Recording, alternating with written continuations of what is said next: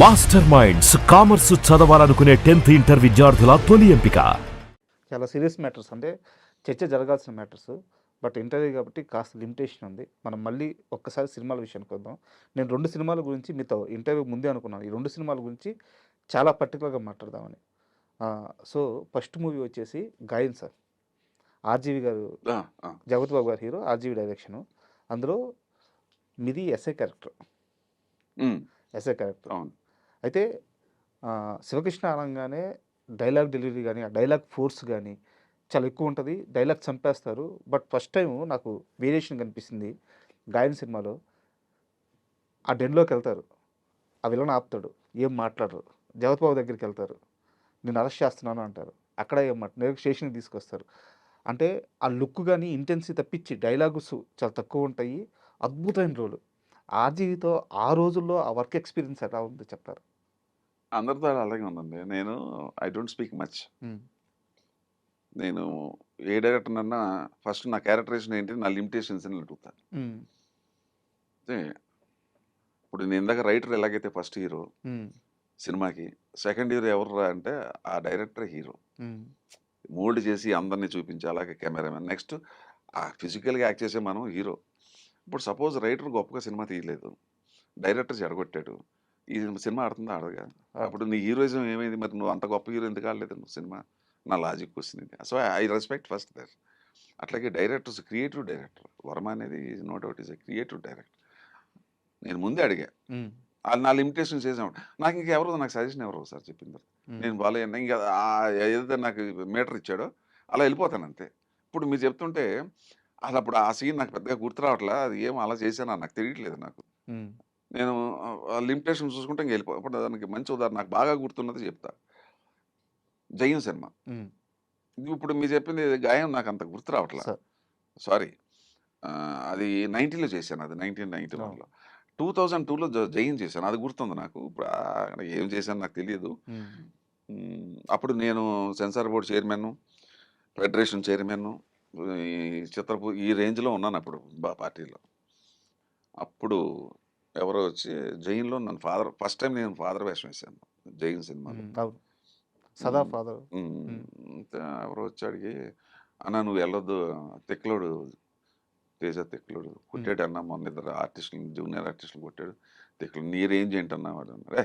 వాడిని డైరెక్టర్ ఎందుకు కొడతాడు? నువ్వు ఎంత విసిగించకపోతే వాడు చెయ్యి చేసుకుంటాడు అసలు మాట వరుస చెప్తున్నా. అదేం సరదానా? కొట్టడం సరదానా? సో, ఒకళ్ళు చెప్పిన మాట ఉండొచ్చు. కొద్దిగా దాంట్లో కొద్దిగా గొప్ప బట్ అది మనం we should not take it for granted. అప్పుడు నేను కోపం అనొచ్చి, ఇలా ఇటువంటోళ్ళ దగ్గర యాక్ట్ చేయాలా? హ్మ్. అది ఛాలెంజ్. ఇది ఛాలెంజ్‌గా ఉంటుంది. అని సేమ్ నా దేశంలాగే ఇక డబ్బులు కూడా పెద్దగా ఏమి అడగలే. హ్మ్. ఆడేదో ఇస్తే ఇచ్చాను. 'తేజ నేను చేస్తున్నాను' సినిమా. నాకు అక్కడ ఛాలెంజ్ అక్కడ. హ్మ్. ఫస్ట్ సీన్ నాకు రాళ్ళపల్లికి ఆహ్, ఏదో పెళ్లి ముహూర్తం ఆ అమ్మాయి గురించి ఏదో సీను. తేజ వచ్చి పాపం చాలా మీరు హీరోగా చేసినప్పుడు నేను చిన్నగా ఉన్నాను సార్ మీ దగ్గర ఏదో పాపం అంతా ఓకే అమ్మ ఇప్పుడు నువ్వు యు ఆర్ ద డైరెక్టర్. హ్మ్. ఇప్పుడు ఏంటి ఎలాగంట ఈ డైలాగ్ ఇది అన్నాడు. అంటే నాకు ఎవడో హింట్ ఇచ్చాడు కదా! అని ముందే జాగ్రత్తగా ఉంటాం. మన జాగ్రత్తలో మనం హ్మ్. ఉండాలా. ఏది నిజం మనకు తెలీదు. ఆ డైలాగ్ 3 మీటర్లు చెప్పాను. హ్మ్. ఓకే. సేమ్ డైలాగ్‌ని ఇలా చెప్తే ఎలా ఉంటుంది? రెండోది చెప్తే ఎలా? మూడోది ఎలా? ఆ రెండోది మీ క్యారెక్టర్ అండి అన్నాడు. పట్టేసుకున్నాడు. బిలీవ్ ఇట్ ఆర్ నాట్ ఈ such a great person, great director. Cinema అయ్యే వరకు కూడా నాకు ఒకసారి వచ్చి ఇలా చేయండి అని చెప్పలా. హ్మ్. చెప్పలా. సజెషన్ కూడా ఇవ్వలేదు నాకు. హ్మ్. ఎందుకు? మరి మీరంతా అతని గురించి అలా చెప్పారు కదా! ఆయనకో క్లారిటీ ఉంది. మీకో క్లారిటీ ఉంది. ఆ క్లారిటీ నువ్వు పట్టుకోవాలా. హ్మ్. ఎప్పుడు ఆర్టిస్టు డైరెక్టర్ దగ్గరికెళ్ళినప్పుడు, ఆ డైరెక్టర్ క్లారిటీ నువ్వు పట్టుకోకపోతేనే ప్రాబ్లమ్స్ వస్తాయి. సో ఈవెన్ వరం దగ్గర కూడా అంతే. హ్మ్. మరి మీరు చూసారా ఎప్పుడన్నా తేజ గారు కొట్టడం సెట్‌లో? అసలు ఎప్పుడు చూడలేదు. ఎప్పుడు చూడలేదు. అసలు ఇంకోటి ఆ జూనియర్ ఆర్టిస్ట్‌ని ఏమన్నా కొట్టినట్టున్నాడు. అంతే ఆర్టిస్ట్‌ని కొట్టడం కాదు. ఏదో కోపం మీద ఏంట ఏదో చేసుండొచ్చు. అసలు నాకు తెలియక అడుగుతున్నా డైరెక్టర్ ఎందుకు బ్యాడ్ అవుతాడు? అసలు ఎందుకు కొడతాడండి? హ్మ్. నాకు తెలియదు. నువ్వు ఆ జూనియర్ ఆర్టిస్ట్ విసిగించేసి ఉంటారు. ఏదో జరిగుంటుంది. హ్మ్. జరిగింది. జరిగిన ఇన్సిడెంట్ మాత్రం జరిగింది. అది మాత్రం ఒప్పుకుంటున్నాను నేను. హ్మ్. బట్ మనం కూడా ఆలోచించాలి కదా! ఏం సరదా అతనికి. సో వరం దగ్గరికెళ్ళాను. క్రియేటివ్ డైరెక్టరు అడిగారు. నేను అడిగాను. ఎలా కావాలన్నా, ఇలా కావాలన్నాడు. మరి ఏ రోజు నాకు సజెషన్ ఇవ్వల. హ్మ్. ఆయనకో క్లారిటీ ఉంది. మీకో క్లారిటీ ఉంది. ఇదే కాదు.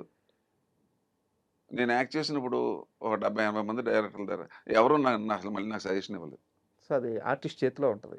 అంటే ఇచ్చుంటే ఏదో అక్కడ అక్కడ ఆగిపోయింది ఇలా రా అనేది అలాగే తప్ప, ఆ క్యారెక్టరైజేషన్ డైలాగ్ దగ్గర ఎక్కడ నాకు చెప్పలా. సో నేనేంటంటే ఫస్టు ఆర్టిస్ట్ అనేవాడు ఏం నేర్చుకోవాలంటే, డైరెక్టర్‌కి ఏం కావాలో అది తెలుసుకో. హ్మ్. ఫస్ట్ డైరెక్టర్‌కి ఏం కావాలో అది తెలుసుకో. రైటర్ ఏం చెప్పాడో అది అర్థం చేసుకో.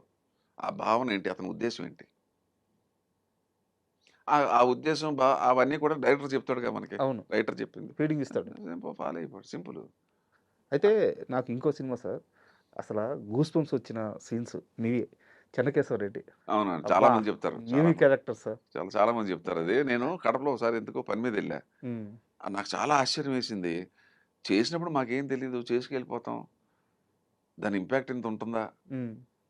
అక్కడ హోటల్ బాయ్స్ 10 మందొచ్చారు. హ్మ్. సార్ మా బాలయ్య బాబుకి భలే హెల్ప్ చేశారు సార్ మీరు ఆ డైలాగులు సార్. నేను అనుకున్నాను నిజంగా సినిమా మీడియా ఎంత ఇంపాక్ట్ చేస్తుంది వాళ్ళకి డైలాగులు. ఇప్పుడు దానంతా మళ్ళీ అక్కడ ఇప్పుడు మీరు చెన్నకేశవరెడ్డి అన్నారు. అక్కడ మళ్ళీ శివకృష్ణ చెప్పాడు. కరెక్టే. కానీ ఎవరు ఆలోచించింది రైటరు. రైటర్. ఆడిని మర్చిపోతున్నారు అందరూ గూడా. హ్మ్. డైలాగ్ రాసిన మహానుభావుడు ఎవడో. అండ్ షాట్ కూడా సార్ మీరు బాలకృష్ణ గారిని గుర్తుపెట్టినప్పుడు, మీకు ఆ విగ్రహం గుర్తొస్తా ఉంటది.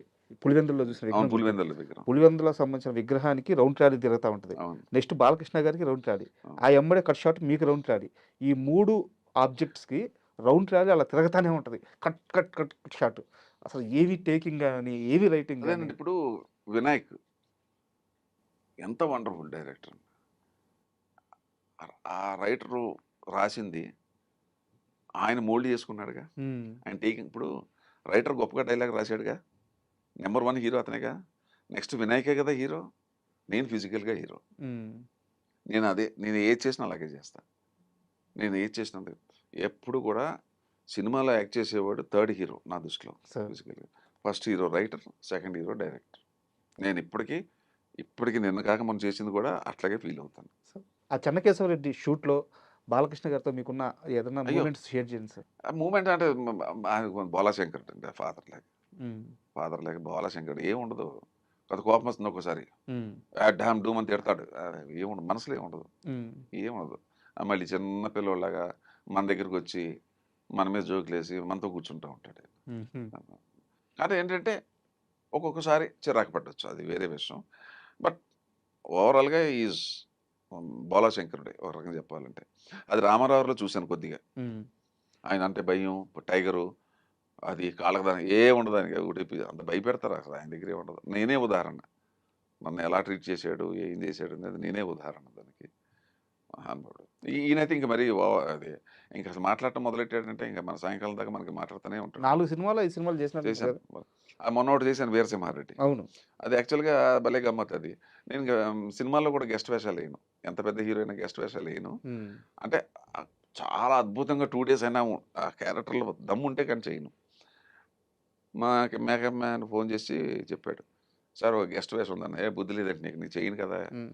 నేను అసలు గెస్ట్ వేషాలే చేయను. "అలా కాదండి బాలకృష్ణ" అన్నాడు. "మరి ఆ మాట ముందే చెప్పలేదా?" అన్నా. ముందు చెప్పొచ్చు కదా! నాకు ఇష్టమైన హీరో మా ఫ్యామిలీ కదా! హ్మ్. ఒక్కరోజే ఒక పూట చేశానంతే.